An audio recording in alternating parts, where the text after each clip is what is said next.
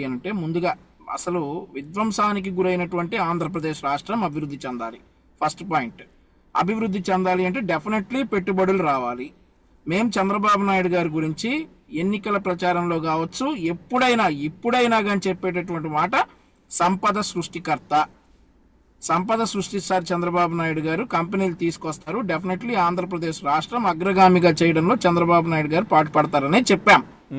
దానికి ఉదాహరణ ఈ రోజు హైదరాబాద్ లో చూసుకుంటే సార్, ఇలాగే అప్పట్లో 1999లో కూడా చంద్రబాబు నాయుడు గారు ఎక్కడో తీసుకుని వెళ్ళి ఏదో బిల్డింగ్ కోసం కోట్లు తగలేస్తున్నారు అని చెప్పినటువంటి బ్యాచ్ ఈరోజు హైదరాబాద్ లో ఎకరం 150 కోట్ల రూపాయలు పలుకుతుంది. అవునా కాదా పవన్ గారు? దానికి బీజం వేసింది ఎవరండి? చంద్రబాబు నాయుడు గారు. దాన్ని స్టార్ట్ చేసింది చంద్రబాబు నాయుడు గారు. మైక్రోసాఫ్ట్ బిల్ గేట్స్ గారి దగ్గరికి తిరిగి హైదరాబాద్కి మైక్రోసాఫ్ట్ తీసుకొచ్చింది చంద్రబాబు నాయుడు గారు. అలా కంపెనీలు తీసుకొచ్చారు చంద్రబాబు నాయుడు గారు. అప్పట్లో కూడా కాంగ్రెస్ లో ఉన్నటువంటి పెద్దలు లేదంటే చాలా మంది చంద్రబాబు నాయుడు గారిని వ్యతిరేకించే కొందరు చంద్రబాబు నాయుడు గారిని ఇదే మాటలు అన్నారు. కానీ ఈ రోజు వాళ్ళ మనవరాళ్ళు కూడా హైదరాబాద్ లో ఆ ప్రాంతంలో ఉన్నటువంటి వాళ్ళ మనవరాళ్ళు ఈ రోజు బిఎండబ్ల్యూలు, బెంజులు, ఆడి కారులు తీసుకుని జల్సాలు చేస్తా ఉన్నారు. అండ్ ఆల్సో ఇవే విమర్శలు చేసినటువంటి కాంగ్రెస్ నాయకుల మనవరాళ్ళు కూడా ఈ రోజు 6 అంకెల జీతాలు డ్రా చేస్తా ఉన్నారు.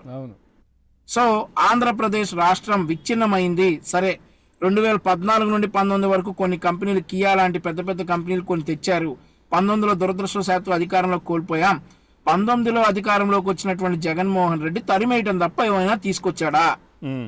ఏది తీసుకురాలా. ప్రశ్నించిన యువతను ఏమన్నారంటే -6 డిగ్రీలు చలి ఉంది, ఈ చలిలో ఎక్కడికి వెళ్తాం, ఏం చేస్తాం, కోడి గుడ్లు పెడతా ఉందనేటటువంటి ఐటీ మినిస్టర్ దాపరించాడు 2019 నుండి 24 వరకు ఆంధ్రప్రదేశ్ రాష్ట్రానికి. సో మీకు నేను ఇక్కడ ఒక విషయం చెప్పాలి పవన్ గారు, గతంలో జరిగినటువంటి విషయం. గతంలో వైఎస్ఆర్ కాంగ్రెస్ పార్టీ వారు కూడా సిఐఐ సదస్సు విశాఖపట్నంలో చేశారు, అది మనందరికీ తెలుసు. నేను ఇక్కడ మీకు కొన్ని ఫోటోలు చూపిస్తాను. ఇప్పుడు ఆ ఫోటోల సారాంశం ఏంటంటే ఇది సార్, ఒక్క నిమిషం, ఒక్కసారి ఇది కనిపిస్తుందా సార్? సీఎం జగన్ కోసం ఈ ఫోటో ఏంటంటే సీఎం జగన్ కోసం టెస్లా కో ఫౌండర్ ను పంపిన ఎలన్ మస్క్ అంట. ఏది సిఐఐ సదస్సులో సీఎం జగన్ గారి కోసం టెస్లా కో ఫౌండర్ ని పంపించాడట ఎలన్ మస్క్. సాక్షి పేపర్ లో వచ్చినటువంటి ఆర్టికల్ ఇది, సాక్షి న్యూస్ క్లిప్పింగ్ ఇది. ఆయనే వచ్చాడని రాయలేదు ఇంకా.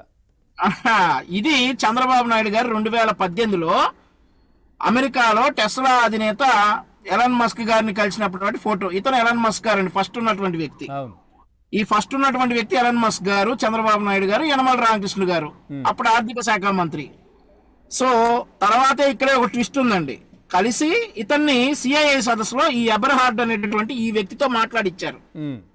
ఈ వ్యక్తి మాట్లాడుతూ టెస్లా తీసుకురావడానికి నేను ఎంతో కృషి చేశాను, టెస్లా నాదే, నేను ఎలన్ మస్క్ కలిసి వ్యాపారం చేస్తున్నామని చెప్పిన వెంటనే ఎలన్ మస్క్ గారు కొన్ని ట్వీట్లు చేశారండి. ఇగోండి ఎలన్ మస్క్ గారు చేసినటువంటి ట్వీట్లు ఇవన్నీ కూడా.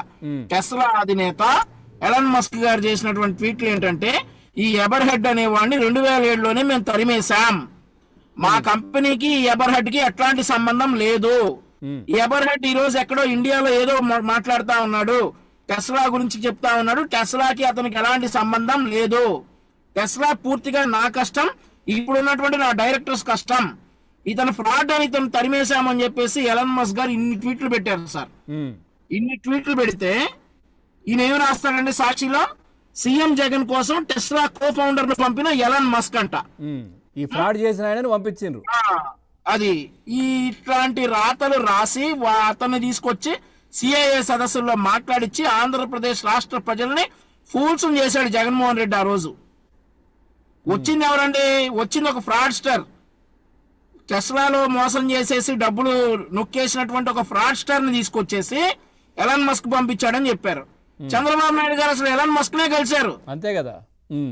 ఈ రోజు చూసుకుంటే సార్, ఇప్పుడు ఈ కంపెనీల మీద ఇతను చెప్తా ఉన్నాడు సార్. ఇప్పుడు అదేంటి, ఆ కంపెనీకి ఎన్ని వేల ఎకరాలు ఎట్లా ఇస్తారు, అన్ని రూపాయలకి ఎలా ఇచ్చేస్తారని బాధపడతా ఉన్నాడు. ఆ కంపెనీ ఏంటనేది మీరే చెప్పారు.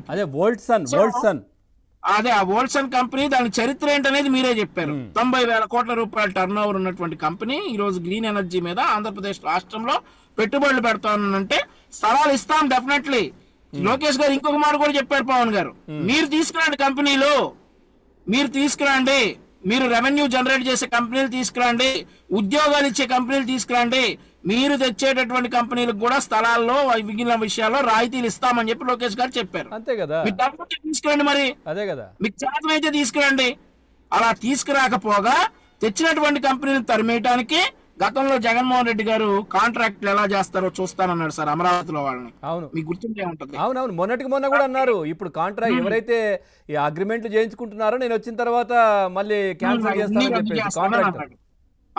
ఆ తర్వాత కంపెనీలు ఎలా వస్తాయో చూస్తానన్నట్లుగా నిన్నగాక మొన్న సిఐఏ సదస్సు అంత గ్రాండ్ సక్సెస్ అయ్యి అందరూ చాలా సంతోషంగా ఉంటే ఆంధ్రప్రదేశ్ రాష్ట్రానికి పెట్టుబడులు వచ్చినాయి అంటే ట్విట్టర్ లో కాగ్ రిపోర్ట్ అని ఇంత బాగా ఏదో పెట్టాడండి,